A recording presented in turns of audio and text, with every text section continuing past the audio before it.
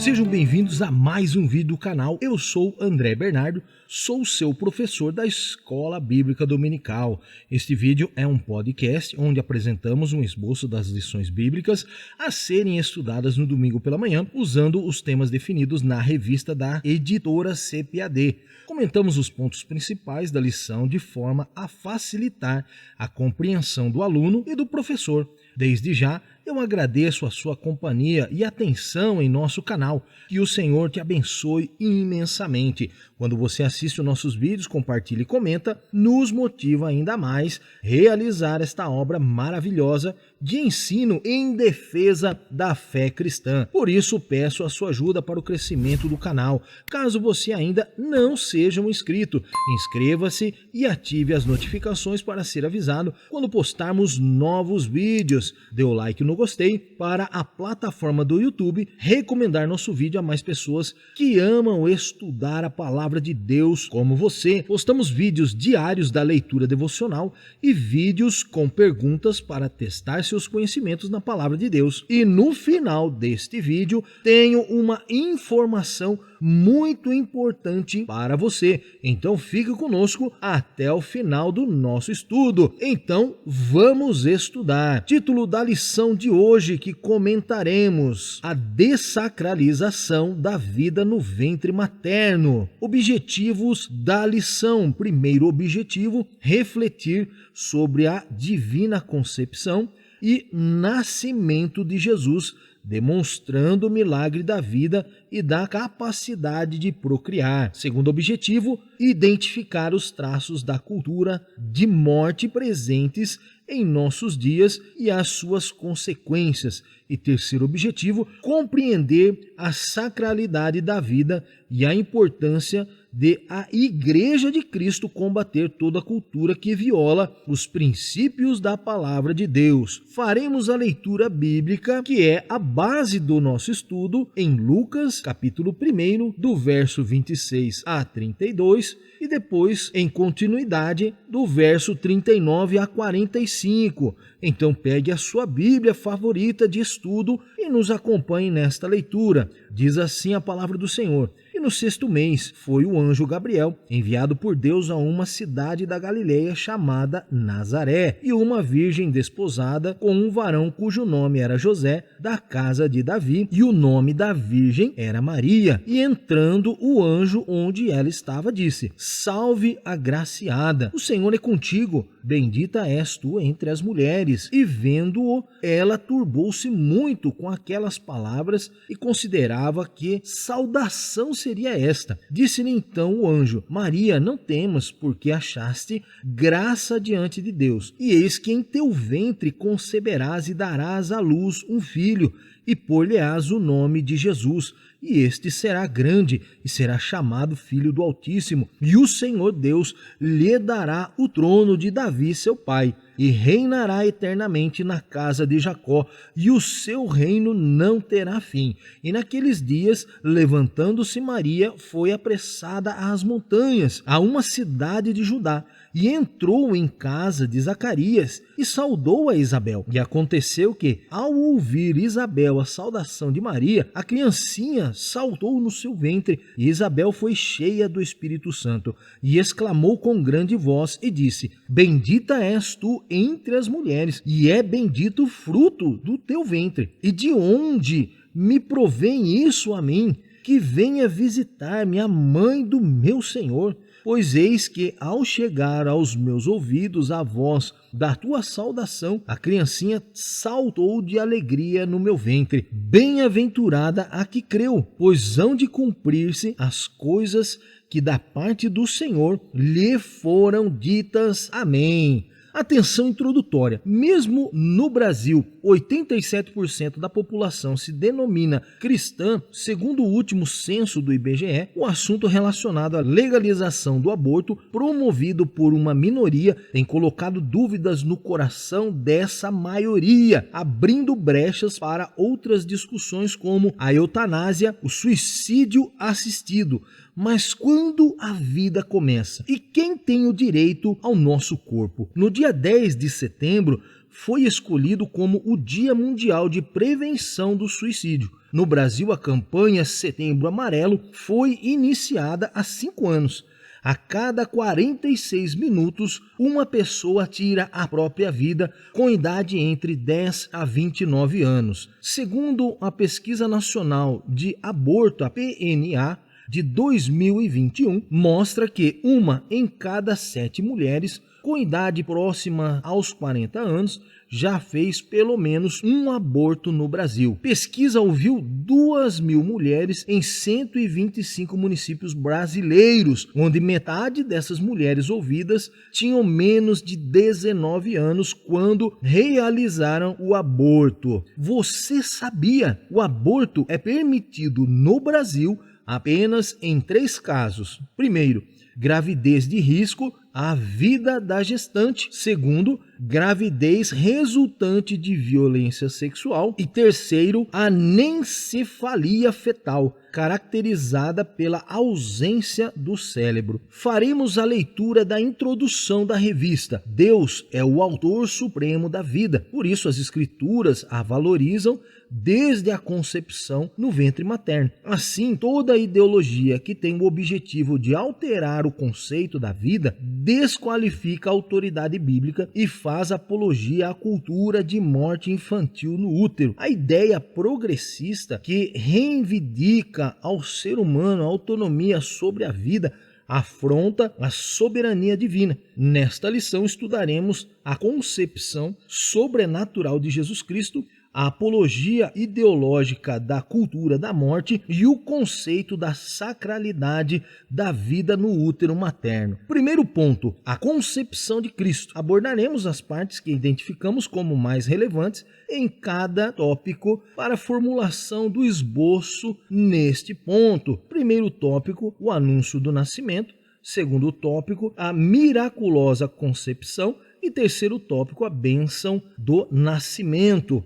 O milagre da vida e da capacidade de procriar. Quando começa a vida humana? Na fase embrionária ou na fetal? Aos olhos do autor e conservador da vida, antes mesmo da concepção, é o que constatamos no chamamento de Jeremias. Antes que eu te formasse no ventre, eu te conheci, e antes que saísses da madre, te santifiquei as nações, te dei por profeta. Jeremias capítulo 1, versículo 5. O anúncio da promessa. Toda mulher, principalmente cristãs, mais precisamente na época de Maria, possuía muito medo de não poder ter filhos, de não poder ser uma boa esposa para o seu marido, pois na lei era permitido o repúdio. Então as orações e súplicas eram constantes na vida das noivas. Quando o anjo se apresenta a Maria e lhe faz a revelação, sua indagação referia-se justamente pela preocupação com o seu casamento.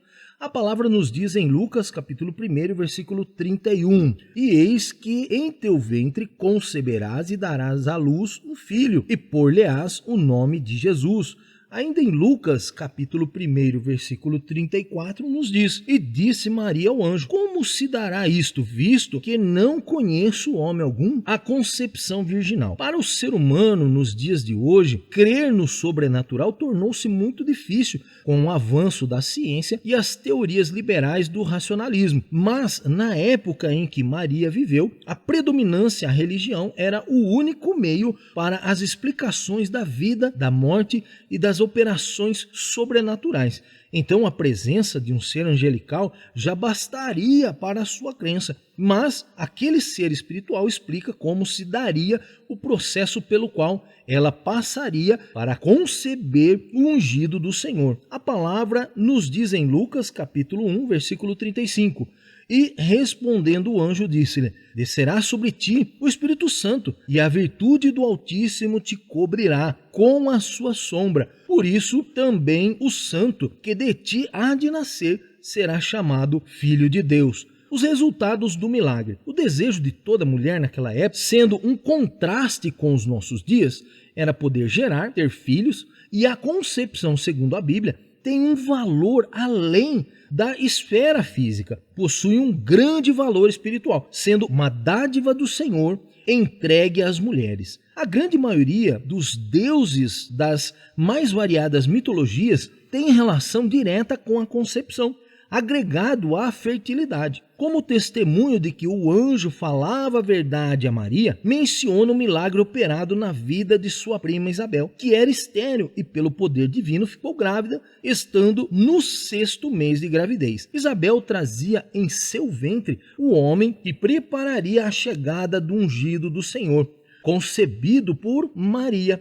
A palavra nos diz em Eclesiastes capítulo 11, versículo 5: assim como tu não sabes qual o caminho do vento, nem como se formam os ossos no ventre da mãe grávida, assim também não sabes as obras de Deus, que faz todas as coisas. Também em Salmo capítulo 127, versículo 3 nos diz: eis que os filhos são herança do Senhor, e o fruto do ventre o seu galardão. Também em Lucas, capítulo 1, verso 36 e 37, nos diz: e eis que também Isabel, tua prima, concebeu um filho em sua velhice, e é este o 6º mês para aquela que era chamada estéril. Porque para Deus nada é impossível. A sacralidade da vida no ventre da mãe é endossada no registro bíblico de 2 gravidez impossíveis, de uma mulher virgem e de uma mulher estéril avançada de idade para gerar. Segundo ponto, cultura da morte. Também abordaremos as partes que identificamos como mais relevantes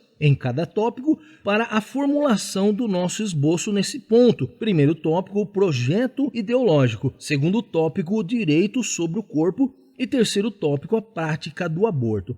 Quais os traços da cultura da morte e as suas consequências em nossos dias? A cultura da morte é um conjunto de ideias que visa modificar o conceito bíblico da vida. Suas pautas estão relacionadas às seguintes legalizações. Primeiro, o aborto. O aborto é a interrupção do nascimento por meio da morte do embrião ou do feto. É o ato de descontinuar a gestão do ser vivo. Sua legalização é vista como sendo uma medida de saúde feminina. Essa legalização priva o direito do feto à vida no útero. Na lei de Moisés, a interrupção da gravidez era um ato criminoso. A Bíblia nos diz em Êxodo, capítulo 21, versículo 22 e 23. Se alguns dos homens pelejarem e um ferir uma mulher grávida e for causa de que aborte, porém não havendo outro dano, certamente será multado conforme o que lhe impuser o marido da mulher e julgarem os juízes. Mas se houver morte, então dará vida por vida. Quem mata um embrião ou feto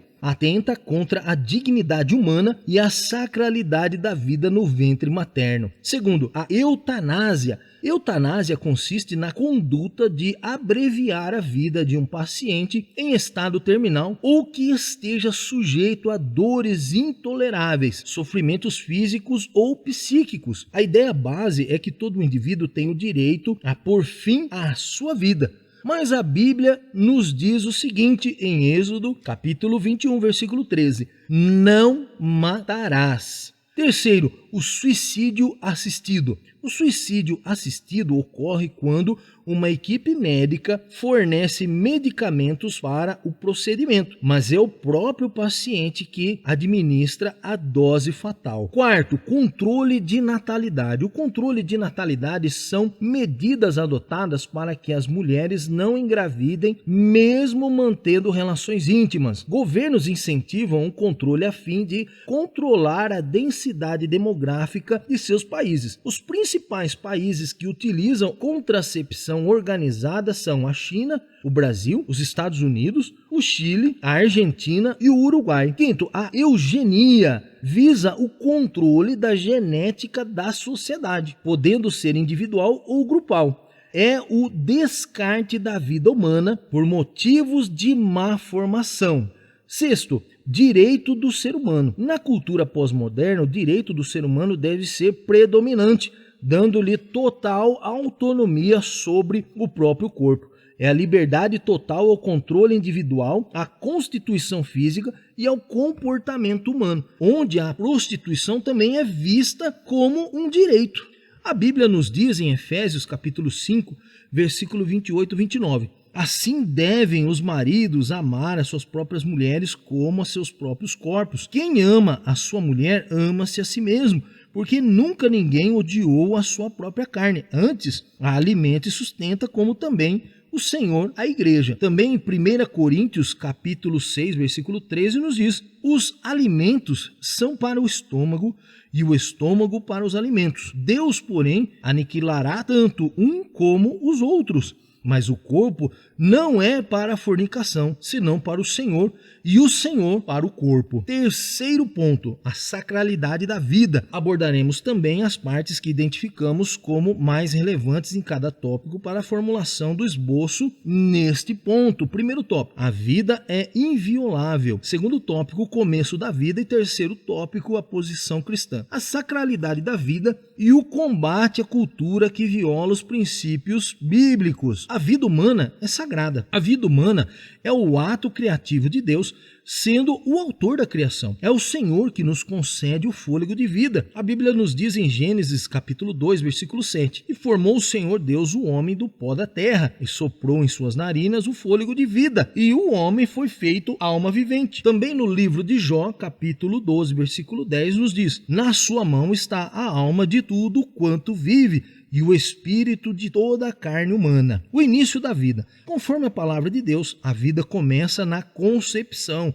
O profeta Jeremias afirma que a vida tem início na fecundação. A Bíblia nos diz em Jeremias, capítulo 1, versículo 5: antes que te formasse no ventre, te conheci, e antes que saíste da madre, te santifiquei. As nações te dei por profeta. Quem forma a vida? Deus é quem forma ao ser vivo dentro do ventre da mãe. A Bíblia nos diz em Salmo capítulo 139, versículo 14, o seguinte: eu te louvarei, porque de um modo assombroso e tão maravilhoso fui feito. Maravilhosas são as tuas obras, e a minha alma o sabe muito bem. Deus vê o embrião ainda informe e o ama em todos os processos formativos da vida intrauterina, desde a fecundação até o nascimento e por toda a sua vida. A Bíblia nos diz em Salmo, capítulo 139, versículo 15 e 16: os meus ossos não te foram encobertos, quando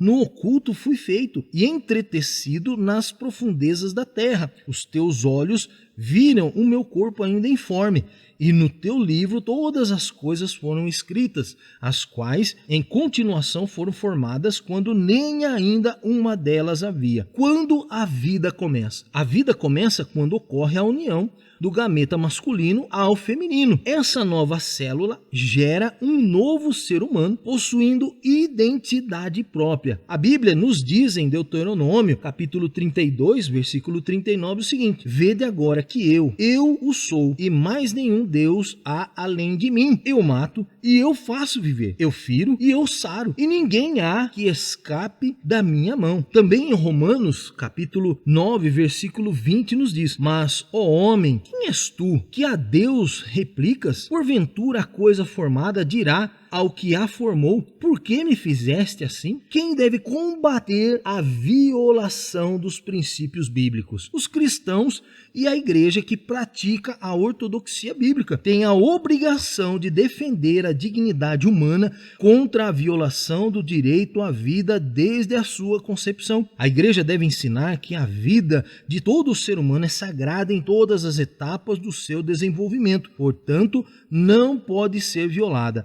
A Bíblia nos diz em 1 Samuel capítulo 2, versículo 6: o Senhor é o que tira a vida e a dá, faz descer a sepultura e faz tornar a subir dela. A Bíblia diz também em 2 Timóteo capítulo 3, versículo 8: e como Janes e Jambres resistiram a Moisés, assim também estes resistem à verdade, sendo homens corruptos de entendimento e réprobos quanto à fé. Conclusão da revista: faremos a leitura da conclusão da revista. A gestação e a procriação do ser humano são bênçãos divinas, segundo a Gênesis capítulo 9, versículo 7. A concepção de Cristo no ventre de uma virgem certifica a sacralidade da vida intrauterina. A interrupção da vida em qualquer fase da gravidez é uma agressão ao direito inviolável de nascer. A valorização da dignidade humana, o direito à vida e o cuidado à pessoa vulnerável são princípios imutáveis do cristianismo bíblico. Veja depois João capítulo 10, versículo 10. Acerca do assunto, a Bíblia assegura que Deus é o detentor da vida humana, conforme o livro de Jó capítulo 12, no verso 10. Eu quero te agradecer por nos acompanhar em mais um esboço das lições bíblicas. Para você que nos acompanha, preste muita atenção, para você que nos acompanha, mas não possui a revista da Escola Dominical, deixamos um link na descrição deste vídeo e também na aba comunidade do canal, para você baixar de graça, escute bem, de graça a lição deste tema. É um presente nosso para você, inteiramente de graça, que vai te ajudar ainda mais nos seus estudos. Então aproveite essa oportunidade. E mais uma vez eu te peço, ajude o nosso canal a crescer. Inscreva-se em nosso canal e dê um like no gostei. Deixe o seu comentário, eu quero te conhecer. Esperamos você na próxima semana, onde comentaremos a lição de número 6 desse terceiro trimestre com o título A Desconstrução da Masculinidade Bíblica.